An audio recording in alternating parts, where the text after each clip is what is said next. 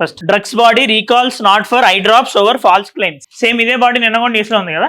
ఏంటో బాడీ పేరు drugs body అంటే డ్రగ్స్ రెగ్యులేషన్ చేయడానికి, డ్రగ్స్ ఇన్ ద సెన్స్ ఆ డ్రగ్స్ కాదు, మెడిసిన్స్. మెడిసిన్స్ ని ఇండియాలో రెగ్యులేట్ చేసేది ఎవరు? Central drugs standards control organisation. Okay, CDSCO. So వాళ్ళు దిస్ యాక్చువల్లీ ఎంటాడ్ ఫార్మాస్యూటికల్స్ అనే వాళ్ళు ఒక ఐ డ్రాప్స్ తీసుకొని వచ్చారు. వాళ్ళు ఏం చెప్పారంటే ఒకవేళ ఈ ఐ డ్రాప్స్ యూజ్ చేస్తే దిస్ ఇంకా గ్లాసెస్ అవసరం లేదని చెప్పారు, రీడింగ్ గ్లాసెస్ అవసరం లేదని చెప్పారు. సో ఆబ్వియస్ గా అందరు కొంతమంది ఎక్కువ ఎక్సైట్ అయ్యారు. అది నిజమా కాదని చెక్ చేసిన తర్వాత దానికి ఎటువంటి సైంటిఫిక్ ప్రూఫ్ అనేది లేదు అని సిడిఎస్సిఓ చెప్పింది. సో ఆ సిడిఎస్సిఓ దీన్ని ఇప్పుడు రీకాల్ చేసింది. ఆ డ్రాప్స్ ఏదైతే ఇచ్చారో ఆ డ్రాప్స్ ని మళ్ళీ మార్కెట్ నుండి తీసేశారు. నౌ ఆబ్వియస్ గా ఈ ఐ డ్రాప్స్ ఇదేది మనకి ఎగ్జామ్ లో రాకపోవచ్చు. But the thing is that drugs లోని మెడిసిన్స్ లో ఏదైనా ఎర్రర్ ఉంటే దాన్ని మొత్తం చూసుకునేది ఎవరు? సిడిఎస్సిఓ. ఓకే, ఇలా క్వశ్చన్ రావచ్చు ప్రిలిమ్స్ లో. CDSCO one of the function is ఏదైనా లైసెన్స్, డ్రగ్స్ కి లైసెన్స్ ఇవ్వడం. If they are not as per the things accepted వాటిని మళ్ళీ రివోక్ చేయడం, ఇవన్నీ. Now who is the head of this? Drugs controller general of India. Okay, ఈ CDSCO organisation head drugs controller general of India. ఇక్కడ దీనికి మించి మనకి ఇంకేం అవసరం లేదు. And obviously this will be coming under ministry of health and family welfare. Okay, health and family welfare అనేది ministry of హెల్త్కి full name. Okay, ministry of health and family welfare. ఆబ్వియస్గా మనకి కొన్ని స్కీమ్స్ ఏదైనా సరే వాళ్ళు చేసే ఫంక్షన్ బట్టి ఏ మినిస్ట్రీ మనకు తెలిసిపోవాలి. ఇప్పుడు అన్ని ఇంప్లిమెంట్ చేయాలంటే ఎవరు ఇంప్లిమెంట్ చేస్తారు? నేషనల్ ఎడ్యుకేషన్ పాలసీ ఇంప్లిమెంట్ చేయాలంటే ఎవరు ఇంప్లిమెంట్ చేస్తారు? Education ministry. అట్లానే డ్రగ్స్కి రిలేటెడ్, డ్రగ్స్ అంటే మెడిసిన్స్, దీనికి రిలేటెడ్ ఇంకా ఈ మినిస్ట్రీ ఆఫ్ హెల్త్ చూసుకుంటుంది. అయితే ఈ డిసిజిఐ సిడిఎస్సి ఇవన్నీ ఇదే. అయితే ఇక్కడ ఒక ఎక్సెప్షన్ ఏంటి అంటే ఆబ్వియస్ న్యూస్ పేపర్లో ఎట్లా రాలేదు, అది నేషనల్ ఫార్మాస్యూటికల్ ప్రైసింగ్ అథారిటీ అనేది ఒకటి ఉంటుంది. వీళ్ళు స్టాండర్డ్ సెట్ చేస్తారు, మెడిసిన్స్కి అప్రూవల్స్ ఇస్తారు, టెస్ట్కి అప్రూవల్స్ ఇస్తారు, నేషనల్ ఎసెన్షియల్ మెడిసిన్స్ ఏంటో వీళ్ళు ఐడెంటిఫై చేస్తారు. ఇవన్నీ కావాల్సిన స్టాండర్డ్స్ అన్ని సెట్ చేస్తారు.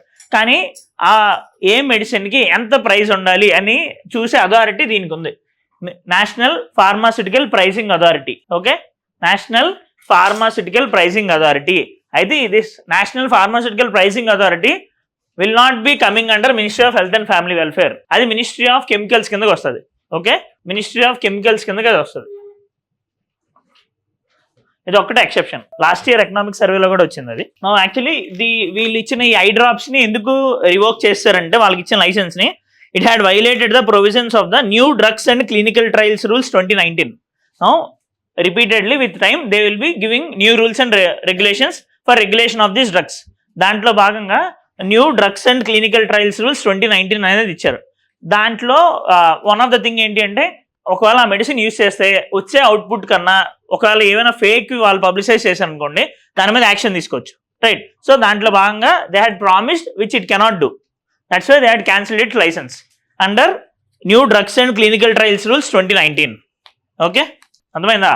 Editorials, this is very important. Left side article public accounts అని ఉంది కదా, మీకు పాలిటీలో ఇంకా రీసెంట్ కదా స్టార్ట్ అయింది. 4 క్లాసెస్ అయినట్టున్నాయి అంతే కదా, 4 or 5 classes. Now parliamentary form of government అంటే తెలుసా? ఏంటి పార్లమెంటరీ ఫార్మ్ ఆఫ్ గవర్నమెంట్ అంటే?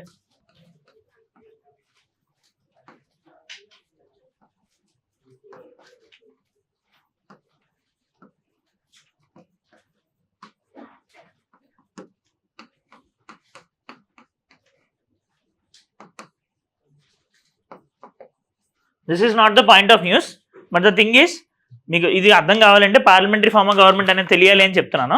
పార్లమెంటరీ ఫార్మ్ ఆఫ్ గవర్నమెంట్ అంటే ఏంటి? Any clue?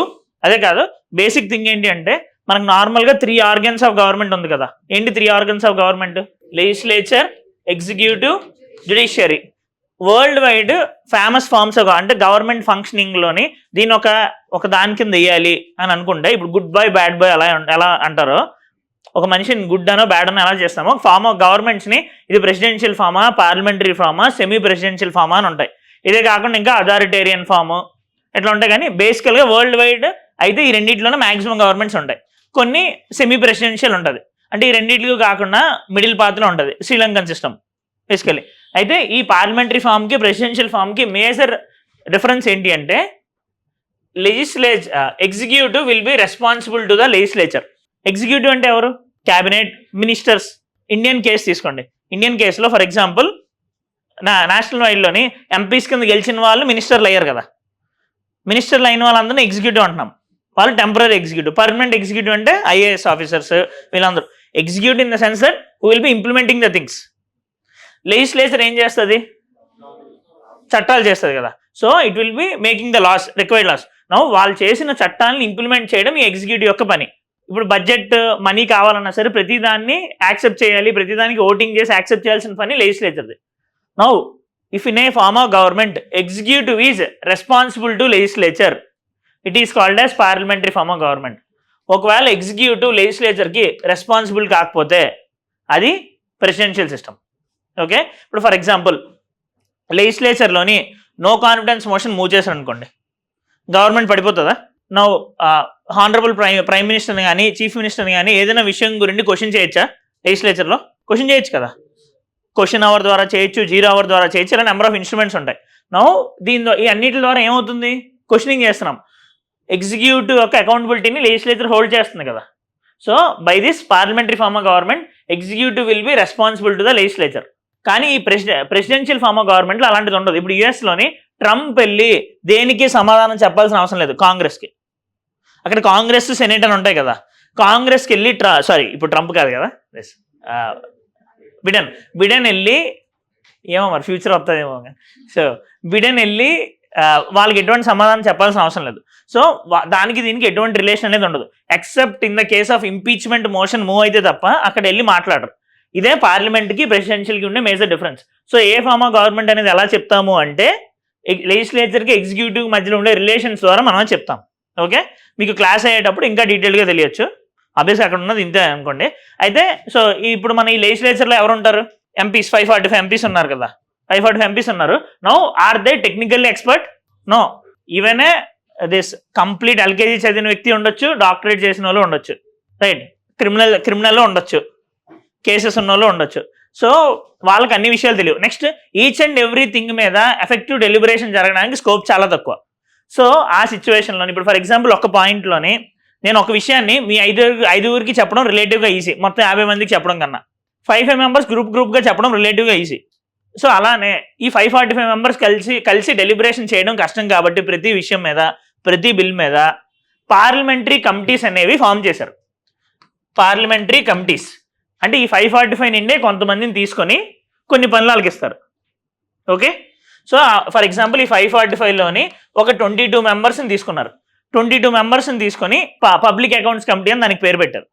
ఆ పబ్లిక్ అకౌంట్స్ కమిటీ ఏం చేస్తుంది అంటే మేజర్ థింగ్, ఇప్పుడు కాగ్ ఉంది కదా, కంట్రోలర్ అండ్ ఆడిటర్ జనరల్, వాళ్ళు గవర్నమెంట్ యొక్క అకౌంట్స్ అన్నింటినీ ఆడిట్ చేసి కొన్ని రిపోర్ట్స్ సబ్మిట్ చేస్తారు. వాళ్ళు ఏవైతే రిపోర్ట్స్ సబ్మిట్ చేస్తారో ఆ రిపోర్ట్స్ని ఈ పబ్లిక్ అకౌంట్స్ కమిటీ అనలైజ్ చేసి పార్లమెంట్కి చెప్తుంది ఇది అనుకుని. అదే వాళ్ళు ఇచ్చిన రిపోర్ట్ని 545 members అనలైజ్ చేయడానికి కొంచెం కష్టం కదా. సో డివిజన్ ఆఫ్ లేబర్ చేస్తారు. అలానే ఎస్టిమేట్స్ కమిటీ అనేది ఉంటుంది, అందులో ఒక 31 members ఉంటారు. సో అలానే కమిటీ ఆన్ సబార్డినేట్ లెజిస్లేషన్ అని ఉంటుంది, అందులో ఒక 15 members ఉంటారు. అలాగే డిఫరెంట్ కమిటీస్, చాలా కమిటీస్ ఉంటాయి, అవి డివైడ్ చేస్తారు. ప్రిలిమ్స్కి కూడా ఇది చాలా ఇంపార్టెంట్. పార్లమెంటరీ కమిటీస్ అనేది మీకు సపరేట్ చాప్టర్ ఉంటుంది. ఓకే, ప్రిలిమ్స్కి ఇంపార్టెంట్, మెయిన్స్కి కూడా ఎవ్రీ ఆల్టర్నేట్ ఇయర్ వస్తుంది. ఓకే, అయితే ఇప్పుడు ఈ పబ్లిక్ అకౌంట్స్ కమిటీ అనేది ఎందుకు న్యూస్లో ఉంది అంటే అది 1 week బ్యాక్ ఫార్మేషన్ జరిగింది ఇప్పుడు. ఓకే, ఈ పబ్లిక్ అకౌంట్ కమిటీలో 22 members ఉంటారు. 15 members from Lok Sabha, 7 members from Rajya Sabha. Okay, దీంట్లోని మినిస్టర్ ఎవరు ఉండడానికి వీల్లేదు, మినిస్టర్ ఎవరు కూడా ఇక్కడ మెంబర్ అవడానికి వీల్లేదు. నెక్స్ట్ దీని యొక్క హెడ్ అపోజిషన్ మెంబర్ని ఉంటారు. అయితే ఇది రూల్ కాదు, ఇది ఓన్లీ కన్వెన్షనే. ఇప్పుడు ఫర్ ఎగ్జాంపుల్ తెలంగాణలో కూడా 1 week నుండి అదే ఇష్యూ అవుతుంది. అరకిపూడి గాంధీ అనే వ్యక్తిని పిఐసి తెలంగాణ పిఐసి చైర్మన్ కింద అనౌన్స్ చేశారని, రైట్, అపోజిషన్ మెంబర్ నుండి ఉండాలి. బట్ ఆయన యాక్చువల్లీ కాంగ్రెస్కి వచ్చేసాడు, బీఆర్ఎస్తో గెలిచిన అతను కాంగ్రెస్కి వచ్చేసాడు. అతన్ని యాక్చువల్గా అయితే కన్వెన్షన్ ప్రకారం అపోజిషన్ వాళ్ళనే ఉంచాలి, నువ్వు అతను కాంగ్రెస్కి వచ్చేసాడు కదా. సో అందుకని బీఆర్ఎస్ వాళ్ళు అపోజ్ చేస్తున్నారు. బట్ అదంతా పక్కన పెడితే మనకి ఇప్పుడు ఇది రీసెంట్ నేషనల్ లెవెల్లో పిఐసి అనేది ఫార్మేషన్ జరిగింది. దానికి చైర్మన్ కింద కాంగ్రెస్ పర్సన్ కేసీ వేణుగోపాల్ అనే వ్యక్తిని పెట్టారు. రాహుల్ గాంధీ పక్కన ఎప్పుడో ఒక అతను ఉంటాడు కదా, అతను కేసీ వేణుగోపాల్. సో ఆ కేసీ వేణుగోపాల్ని ఈ పిఎస్సికి చైర్మన్ కింద పెట్టారు. అయితే వీళ్ళు నెంబర్ ఆఫ్ థింగ్స్, వాళ్ళకి చాలా ఎక్కువ పవర్స్ ఉంటాయి పిఎస్సికి. కాగ్ రిపోర్ట్సే కాకుండా ఏదైనా మనీ ఎక్స్పెండిచర్, గవర్నమెంట్ మనీ ఎక్స్పెండిచర్లో ఏదైనా ఇష్యూ ఉందని వాళ్ళకి అనిపిస్తే వాళ్ళని కూడా వీళ్ళు ఏంటది వాళ్ళ మీద రిపోర్ట్ తీసుకోవచ్చు, వాళ్ళని క్వశ్చన్ చేయొచ్చు. దాంట్లో భాగంగా లాస్ట్ 1 month లాస్ట్ 2 months నుండి కూడా సెబీకి అదానికి మధ్యలో ఏదో జరిగిందని ఒక న్యూస్ వస్తుంది కదా. సో దాన్ని మేము క్వశ్చన్ చేస్తాము, సెబీ చీఫ్ మా ముందుకు రావాలి అని చెప్పి ఈ పబ్లిక్ అకౌంట్స్ కమిటీ చెప్పింది. ఓకే, దాని గురించి న్యూస్. ఓకే, ఈ పబ్లిక్ అకౌంట్స్ కమిటీ అనేది మీరు ఇంకా బాగా తెలుసుకుంటారు. ఇంకా ఏముంటుందంటే పబ్లిక్ అకౌంట్స్ కమిటీ ఆ 22 మెంబర్స్ని ఎలా సెలెక్ట్ చేస్తారు అంటే ఆ 545 మెంబర్స్ మధ్యలోని ఈ system of proportional representation by means of single transferable vote కింద ఎలక్షన్ జరుగుతుంది. వాళ్ళకి వాళ్ళ చైర్మన్ని స్పీకరే అపాయింట్ చేస్తాడు. ఓకే, ఇవన్నీ కూడా ప్రిలిమ్స్ క్వశ్చన్సే, ఏంటి ఏది అని, నెంబర్ ఆఫ్ పర్సన్స్ ప్రతిదీ. ఓకే, వీళ్ళ యొక్క మేజర్ రోల్ కాగ్ రిపోర్ట్స్ని అనలైజ్ చేయడం. ఓకే, కాగ్ మేజర్గా 3 రిపోర్ట్స్ని సబ్మిట్ చేస్తుంది. ఆ 3 రిపోర్ట్స్ని అనలైజ్ చేయడం వీళ్ళ యొక్క పని. ఓకే, ఇది పిఎస్సి గురించి. సెబీకి పిఎస్సికి అంటే యాక్చువల్గా వీళ్ళకి ఇప్పుడు ప్రతి ఏ బాడీ ఫంక్షన్ చేసినా సరే వానికి కొన్ని రూల్స్ అండ్ రెస్ట్రిక్షన్స్ ఇస్తారు కదా, terms of conditions.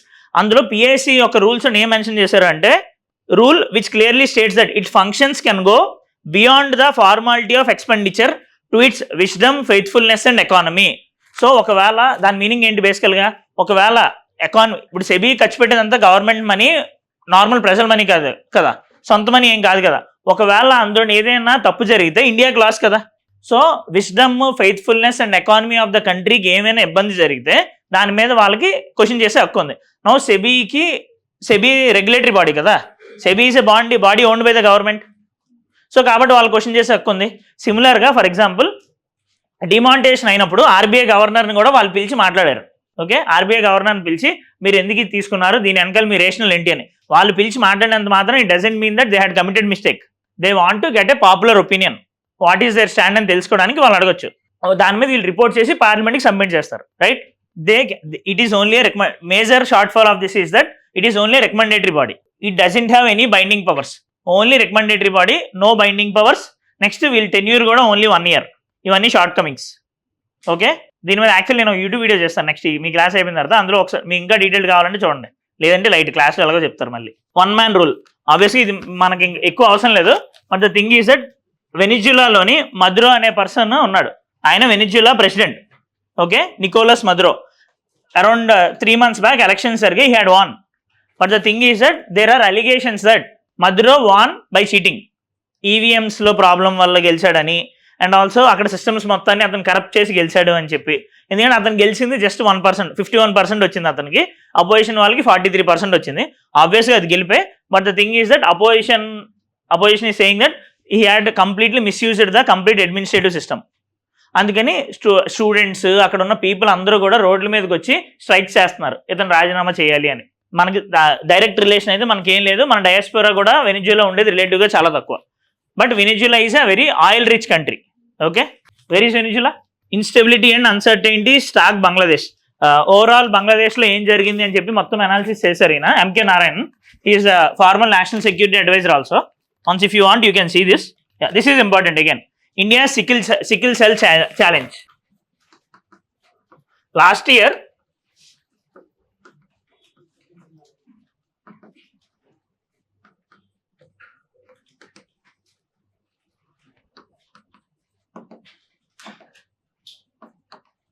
Government of India had bought a new project to eliminate sickle cell this anemia from India by 2047. Okay, ఇది లాస్ట్ ఇయర్ ప్రిలిమ్స్ క్వశ్చన్, ఒక ఆప్షన్. ఓకే, సికిల్ సెల్ అనేమియాని కంప్లీట్గా eliminate చేయడానికి అని చెప్పి government of India ఒకటి తీసుకొని వచ్చింది. Now you need to know about sickle cell anaemia, దానికోసం ఏం చేస్తున్నారు అని. Government of India is very successful in handling polio, in handling TB, in handling HIV. TB రిలేటివ్గా మనం క్లాస్లో డిస్కస్ చేసాం కదా about TB, multi drug resistance TB అవన్నీను. అలానే సికిల్ సెల్ అనేమియా కూడా చాలా ఇంపార్టెంట్. ఏదైనా డిసీజెస్ పాపులర్గా న్యూస్లో ఉంటే దాని మీద ప్రిలిమ్స్లో క్వశ్చన్స్ వస్తాయి. And obviously you can use as examples in your mains answers. Okay, ఈ సికిల్ సెల్ అనేమియా అది 2047 కల్లా ఎరాడికేట్ చేద్దాం అనుకుంటున్నారు.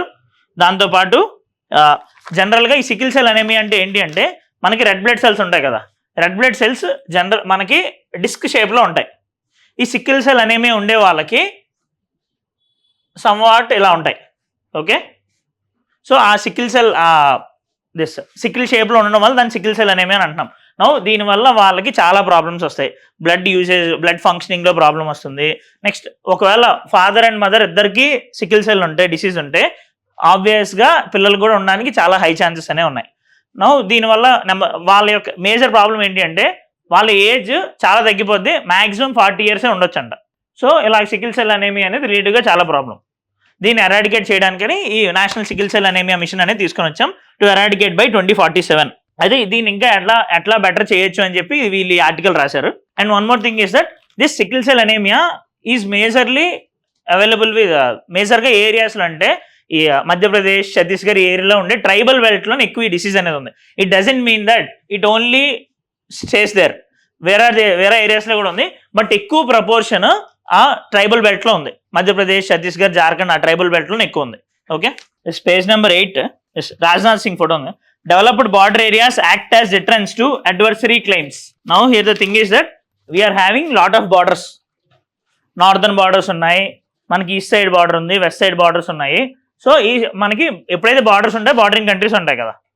సో బార్డరింగ్ కంట్రీస్తో మనకి చాలా ప్రాబ్లమ్స్ ఉన్నాయి. ఇప్పుడు ఫర్ ఎగ్జాంపుల్ పాకిస్తాన్, చైనా నుండి వాళ్ళు మన ల్యాండ్ గ్రాప్ చేద్దాం అనుకుంటున్నారు. ఇప్పుడు కాశ్మీర్, గిల్గిత్ బల్తిస్తాన్ రీజన్, అట్లానే చైనా ఏమో అరుణాచల్ ప్రదేశ్, సియాచెన్ గ్లేషియర్ దగ్గర అక్సై చిన్ ఇవన్నీ క్యాప్చర్ చేద్దాం అనుకుంటుంది. సో ఇలాగ number of boundary disputes. Next వాళ్ళ దగ్గర నుండి అడ్వర్సరీ అంటే ఎవరు? అడ్వర్సరీ, ఎనిమీస్, మన చెడు కోరుకునే వాళ్ళు మన అడ్వర్సరీ. ఓకే, నౌ ఆ అడ్వర్సరీస్ మనకుండే ఈ బార్డర్స్లోని కొన్ని ప్రాబ్లమ్స్ ఉంటాయి. బేసికల్ ఏంటంటే ఇప్పుడు మనకున్నట్టు ఈజీగా స్కూల్స్, రోడ్స్, ఇన్ఫ్రాస్ట్రక్చర్ ఉండవు అక్కడ డిఫికల్ట్ టెరైన్ వల్ల అవనివ్వండి, డిస్ప్యూటెడ్ టెరిటరీ వల్ల అవనివ్వండి, relatively infrastructure development is very less in the border areas, very less. So ఎప్పుడైతే ఇన్ఫ్రాస్ట్రక్చర్ తక్కువ ఉంటుందో వాళ్ళు ఏం చేస్తున్నారంటే క్లెయిమ్స్ ఈజీగా చేసుకుంటున్నారు, ఇది మాదే అని. ఎందుకంటే ఎప్పుడైతే ఇన్ఫ్రాస్ట్రక్చర్ తక్కువ ఉంటుందో జనాలు కూడా తక్కువ ఉంటారు, గవర్నమెంట్ యొక్క దాని మీద ఫోకస్ కూడా తక్కువ ఉంటుంది. So government of India thought that first of all we have to develop the infrastructure in our bordering areas. That's why they are started a scheme. మనకి ముందు నుండి కూడా బార్డర్ ఏరియా డెవలప్మెంట్ ప్రోగ్రామ్ అనేది ఉండేది. Now ఎక్స్క్లూజివ్గా northern borders అన్నిటికి, ఈ చైనాతో బార్డర్ చేసిన వాటిలన్నిటిని మనం హ్యాండిల్ చేయడానికని వైబ్రెంట్ విలేజెస్ ప్రోగ్రామ్ అనేది తీసుకొని వచ్చాం. ఓకే, వైబ్రెంట్ విలేజెస్ ప్రోగ్రామ్, లాస్ట్లో మెన్షన్ చేసి ఉంటుంది. Now this vibrant villages programme, it is a centrally sponsored scheme catering to bordering districts of China and Nepal. China and నేపాల్తో బార్డరింగ్ చేసి ఏముంటాయి? అరుణాచల్ ప్రదేశ్, హిమాచల్ ప్రదేశ్, సిక్కిం, ఉత్తరాఖండ్ అండ్ లడక్. ఓన్లీ ఈ 5 states. And it is highly possible that వీళ్ళు ఈ northern borders కాకుండా ఇటుపక్క రాజస్థాన్ ఏదో mention చేసి కరెక్టా కాదని అడుగుతారు. ఓకే, ఇవి నార్దర్న్ బార్డర్స్ ఓన్లీ చైనాకి, నేపాల్కి బార్డరింగ్లో ఉన్న స్టేట్స్కి మాత్రమే ఇది అవైలబుల్ అవుతుంది. అండ్ అందులో కూడా ఇక్కడ ఏవైతే స్టేట్స్ మెన్షన్ చేశారో వాటి యొక్క ఇన్ఫ్రాస్ట్రక్చర్ డెవలప్మెంట్ కోసం మాత్రమే. Okay, Arunachal Pradesh, Himachal Pradesh, Sikkim, Uttarakhand and Ladakh. It is a centrally sponsored scheme, not central sector scheme. So state government component కూడా ఉంటుంది అందులో. This is vibrant villages programme. Vibrant villages in the sense అక్కడ ఇన్ఫ్రాస్ట్రక్చర్, ఎడ్యుకేషన్, సోషల్ సెక్టర్స్ ఏవైతే gaps ఉన్నాయో roads వేయడానికి, education ఇవ్వడానికి, skill development చేయడానికి focus చేస్తున్నారు. ఎప్పుడైతే ఎందుకంటే అక్కడ వన్ మోర్ రీజన్ ఏంటి అంటే ఇన్ దిస్ బార్డర్ ఏరియాస్లో problem, even with respect to జేఎండ్కే and north east also, local people are not pro towards India. Some of the local people, because of the reason that they feel that we are isolated from the development of India. మాకు రావాల్సిన benefits మాకు రావట్లేదు, మాకు infrastructure లేదు, మాకు ఉండాల్సిన education, health facilities లేవు అని చెప్పి వాళ్ళు ఫీల్ అవుతున్నారు. సో అలాంటి వాటిని కూడా హ్యాండిల్ చేసామనుకోండి, they will be feeling that they are part of India, right? That's why we what this vibrant villages programme. మీరు అడుగుతున్న విలేజ్ డిఫెన్స్ గ్రూప్స్, దానికి దీనికి సంబంధం లేదు. ఓకే, village defence groups. All this is complete politics. Next page. And again this page అన్ని important ఇచ్చారు. వీలైతే అందరూ ట్విట్టర్ డౌన్లోడ్ చేసుకొని చెత్త హ్యాండిల్స్ ఏమీ ఫాలో అవ్వకుండా హానరబుల్ ప్రైమ్ మినిస్టర్ హ్యాండిల్ ఒకటి ఫాలో అవ్వండి. Honourable prime minister handle follow అయితే నార్మల్ మీరు తినేటప్పుడు కానీ మీరు ఇక్కడ చూసే ప్రతిదీ కూడా హానరబుల్ ప్రైమ్ మినిస్టర్ ఎప్పటికప్పుడు ట్వీట్ చేస్తూ ఉంటారు. అంటే ఆయన చేయరు, పక్కన వాళ్ళు చేస్తారు. సో మీకు ఆ విషయాలు తెలుస్తాయి. ఇప్పుడు నేను డిస్కస్ చేసిన ఇప్పుడు ఏమైనా కొత్త స్కీమ్స్, ఇప్పుడు పిఎం ఈ బస్ అనేది నేను లాంచ్ చేశారు, అది ఆయన ట్వీట్ చేశారు. ఈ నేను ఆయుష్మాన్ భారత్ ప్రధానమంత్రి జన ఆరోగ్య యోజనలోని మాడిఫికేషన్స్ తీసుకొచ్చారు, అది ఆయన ట్వీట్ చేశారు. ప్రాజెక్ట్ మౌసమ్ అనేది నిన్న స్టార్ట్ చేశారు, అది కూడా ఆయన ట్వీట్ చేశారు. జస్ట్ వాళ్ళు టూ ట్వీట్స్లోనే ఓవరాల్గా సమ్మరైజ్ చేస్తారు. జస్ట్ డెలిబరేట్గా చదువుతున్నట్టు కాకుండా మనం ఏదో ఎంటర్టైన్మెంట్ తీసుకుంటున్నట్టు చూస్తూ ఉంటే ఇంకా బ్రెయిన్కి బాగా వెళ్తుందని చెప్తున్నాను. Okay, madrasas unfit for proper education, NCPCR tell Supreme court.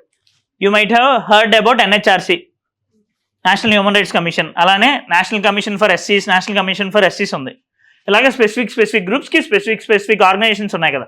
అలానే చిల్డ్రన్ యొక్క సేఫ్టీ కోసమని national commission for protection of child rights అనేది ఉంది, దాని పేరు NCPCR. Okay, this is also statutory body formed in 2003. Okay, so వాళ్ళు ఏం చెప్తున్నారు అంటే మద్రసాస్ ఉంటాయి కదా, madrasas means Muslims educational institutions. They are asking to revamp the educational curriculum of madrasas. ఇదంతా ఎందుకు స్టార్ట్ అయింది అంటే యూపీ గవర్నమెంట్ అక్కడ ఉండే మద్రసాస్ ఏదైతే ఫాలో అవుతారో ఆ కరికులం మొత్తాన్ని తీసేసింది. వాళ్ళు ఏం చెప్తున్నారంటే వీ నీడ్ ఏంటది, ఇదే కాకుండా సైంటిఫిక్ నాలెడ్జ్ ఇవన్నీ కూడా ఇవ్వాలి అని చెప్తుంది. మేజర్ రీజన్ ఏంటి అంటే మద్రసాస్లోని ఓన్లీ ముస్లిమ్సే ఉండరు, నాన్ ముస్లిమ్స్ కూడా ఉంటారు. Now it is not correct కదా, నాన్ ముస్లిమ్స్కి కూడా ఓన్లీ మీరు ఇస్లామిక్ టీచింగ్స్ చేస్తే, రైట్? సో దానికోసమని NCPCR అది యాక్సెప్ట్ చేయట్లేదు. Then one more thing is that మనకి ఆర్టికల్ 25, 26, 27, 28 ఇలా ఈ 4 ఆర్టికల్స్ ఉన్నాయి. ఈ 4 ఆర్టికల్స్ మేజర్గా దేనికోసము అంటే సెక్యులరిజంని ఇండియాలోని కాపాడడానికి నువ్వు వచ్చిన ఫండమెంటల్ రైట్స్ ఇవి. 25 to 28 మీకు ఫండమెంటల్ రైట్స్ చాప్టర్ క్లియర్గా అయ్యేటప్పుడు తెలుస్తుంది. అయితే అందులోని 28(3) కింద ఒకటి మెన్షన్ చేసి ఉంటుంది. బేసికల్ ఆర్టికల్ 28 కింద ఒకటి మెన్షన్ చేసి ఉంటుంది. ఇఫ్ ఎ పర్సన్ తనకి ఇష్టం లేకుండా ఎవరికి కూడా రిలీజియస్ ఇన్స్ట్రక్షన్ అనేది జరగకూడదు అని. Now if I am an Hindu, if I accept that Muslim education నాకు ఓకే అని నేను యాక్సెప్ట్ చేస్తే తీసుకోవచ్చు, నాకు ఇంట్రెస్ట్ లేకుండా చేయకూడదు. సిమిలర్గా ముస్లిమ్స్కి కూడా హిందూ ఎడ్యుకేషన్ అనేది వాళ్ళకి నచ్చితే ఇవ్వచ్చు. అందుకని మన గవర్నమెంట్ స్కూల్స్లో ఎక్కడ కూడా ఈ ఎడ్యుకేషన్ అనేది ఉండదు కదా, కంప్లీట్ సెక్యులర్. అయితే ఈ 28లోనే 28(1), 2, 3, 4 and 4 డిఫరెంట్ ప్రొవిజన్స్ ఉంటాయి. అందులో ఏంటి అంటే గవర్నమెంట్ ఫండెడ్ ఆర్గనైజేషన్స్ ఎందులో కూడా రిలీజియస్ ఎడ్యుకేషన్ ఉండకూడదు అని, గవర్నమెంట్ ఎయిడెడ్ అయినా గవర్నమెంట్ దగ్గర నుండి అఫిలియేషన్ తీసుకున్నా సరే ఉండకూడదు అని. ఇప్పుడు మన స్కూల్స్, మనం నార్మల్గా చదువుకునే private schools or government schools ఎక్కడ ఎందుకు ఉండదు అంటే ఒకవేళ క్రిస్మస్ సెలబ్రేట్ చేస్తే వాళ్ళు రంజాన్ కూడా సెలబ్రేట్ చేస్తారు, సంక్రాంతి కూడా సెలబ్రేట్ చేస్తారు, because we are secular country. Now కొన్ని అక్కడ ఎక్సెప్షన్ ఏంటి అంటే ఓన్లీ వాళ్ళ ఫండ్స్తో ఫంక్షన్ చేస్తూ రిలీజియస్ ఇన్స్ట్రక్షన్ కోసం ఫామ్ అయ్యే కొన్ని ఉంటాయి. ఇప్పుడు for example Christian missionary schools, madrasas, Hindu Veda పాఠశాలస్, అలాంటి దగ్గర ఈ రిలీజియస్ ఇన్స్ట్రక్షన్ అనేది ఓకే. బట్ ఒకవేళ ఆ రిలీజియన్ కాకుండా వేరే వాళ్ళు ఉంటే వాళ్ళకి ఇవ్వాల్సిన అవసరం లేదు, వాళ్ళు అపోజ్ చేయొచ్చు. దాంట్లో భాగంగా ఈ NCPCR వాళ్ళు అపోజ్ చేస్తున్నారు. ఓకే, ఇంకొకటి cabinet approves health cover for all age 70 and above. Now health insurance scheme called Ayushman Bharat, దానికి ఇంకో పేరు ప్రధాన్ మంత్రి జన్ ఆరోగ్య యోజన. ప్రధాన్ మంత్రి జన్ ఆరోగ్య యోజన ఇక్కడ దీని మేజర్ ఏంటి అంటే ఎవ్రీ ఫ్యామిలీ ఇన్ ఇండియాకి 5 lakhs కన్నా up to 5 lakhs health insurance అనేది దొరుకుతుంది. Okay, up to 5 lakhs health insurance అనేది దొరుకుతుంది. కానీ దానికి స్పెసిఫికేషన్స్ ఉంటాయి. అంటే బెనిఫిషరీస్ ఎవరో ఉంటారు, అంటే ఇంత ఇన్కమ్ దాటిన వాళ్ళకి ఇది అప్లికేబుల్ అవ్వదు. ఇప్పుడు for example white ration card ఉంటుంది కదా, అలాగే వైట్ రేషన్ కార్డు ఉండే వాళ్ళకి మాత్రమే అప్లికేబుల్ అవుతుంది అని అనుకోండి. మన స్టేట్స్లో అయితే వైట్ రేషన్ కార్డు అని అంటారు. నో ఈ ప్రధాన మంత్రి జన ఆరోగ్య యోజన ఆయుష్మాన్ భారత్ స్కీమ్ కింద ఓవరాల్గా ఏంటి, ఒక ఫ్యామిలీకి పర్ ఇయర్ 5 lakhs వరకు health expenses government of India పెట్టుకుంటుంది. ఓకే, నౌ నిన్న అందులో మోడిఫికేషన్ ఏం తీసుకొచ్చారు అంటే మనం ఏం చెప్తున్నాం, ఫర్ ఎగ్జాంపుల్ 8 lakhs లిమిట్ ఉంది అనుకోండి ఇన్కమ్, 8 lakhs లిమిట్ దాటి ఉండే వాళ్ళైనా సరే 70 years దాటిన ఏజ్డ్ పర్సన్స్ ఉంటే ఇర్రెస్పెక్టివ్ ఆఫ్ దేర్ ఇన్కమ్ వాళ్ళందరికీ కూడా ఈ ఆయుష్మాన్ భారత్ స్కీమ్ అనేది వర్తిస్తుంది అని చెప్పి నేను మోడిఫికేషన్ తీసుకొచ్చారు. Now if a senior citizen who is having age above 70 years irrespective of his income limit, he can avail benefits under this Pradhan Mantri Jan Arogya Yojana scheme, Ayushman Bharat scheme. Okay, నిన్న తీసుకొచ్చిన modifications అదే. Next ఇంకొక scheme, ఇవన్నీ ఎందుకు వచ్చాయంటే actually నిన్న cabinet meeting అయింది. Cabinet meeting అయినప్పుడు అన్నింటికి అప్రూవల్ ఇస్తారు కదా, దానివల్ల ఇవన్నీ వచ్చాయి. Pradhan Mantri Gram Sadak Yojana. Gram Sadak Yojana means to lay roads in the rural areas. గ్రామాల్లోని రోడ్స్ లే డౌన్ చేయడానికని ఈ scheme Pradhan Mantri Gram Sadak Yojana 4th phase start చేయడానికి ఫండ్స్ వాళ్ళు యాక్సెప్ట్ చేశారు. ఈ స్కీమ్ 2024-25 నుండి 2028-29 వరకు అప్లికేబుల్ అవుతుంది. And one more thing, mission Mausam was launched. Mission Mausam ఇది ఎందుకు అంటే దిస్ మినిస్ట్రీ ఆఫ్ ఎర్త్ సైన్సెస్కి atmospheric warnings, this weather surveillance, climate change ఇవన్నీ ఉంటాయి చూడండి, దాన్ని అనలైజ్ చేయడానికి, దాని మీద రీసెర్చ్ అండ్ డెవలప్మెంట్ చేయడానికి ministry of and earth science కింద ఒక సపరేట్ ప్రాజెక్ట్ని క్రియేట్ చేశారు. 2000 crores దానికి ఫండింగ్ ఇస్తున్నారు. సో ఈ 2000 crores యూస్ చేసి ఈ అట్మాస్ఫరిక్ వార్నింగ్స్ దాని మీద కొంచెం వాళ్ళు ఫంక్షన్ చేయొచ్చు, R&D డెవలప్ చేయొచ్చు. ఓకే, న్యూ టెక్నాలజీస్ని కానీ బెటర్ వార్నింగ్ సిస్టమ్ కానీ డెవలప్ చేసుకోవచ్చు ఈ 2000 crores యూస్ చేసి. దానికి వాళ్ళు పెట్టిన పేరు machine Mausam.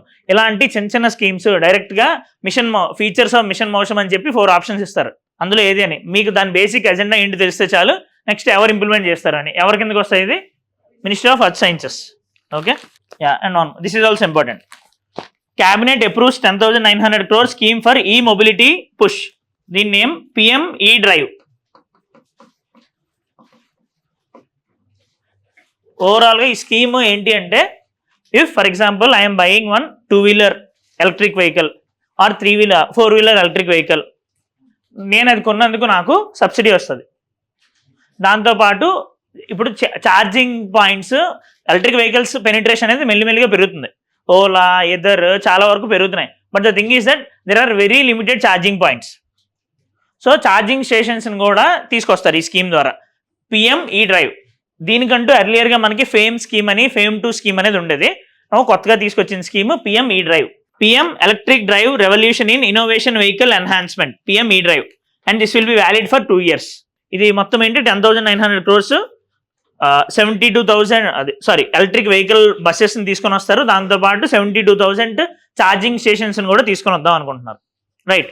MSMEs in India are regulated by MSME development act 2006. Now they are planning to amend that act. ఇంకా MSME గ్రూప్స్ నుండి ఏమైనా వాళ్ళకు ఉండే ప్రాబ్లమ్స్, గ్రీవెన్సెస్ని తీసుకొని మోడిఫికేషన్స్ చేద్దామని అనుకుంటున్నారు. లాస్ట్ ఇయర్ MSME డెఫినేషన్స్ మొత్తం అన్ని కూడా మార్చారు కోవిడ్ తర్వాత. ఎకానమీలోనే MSME టాపిక్ వచ్చినప్పుడు మీకు బాగా తెలుస్తుంది. ఇంకా ఇది ఈ అమెండ్మెంట్ ఇంకా అవ్వలేదు. అమెండ్మెంట్ అయిపోయిన తర్వాత మనకి ప్రొవిజన్స్ ఏంటో తెలుస్తాయి. Now they are in just deliberation stage.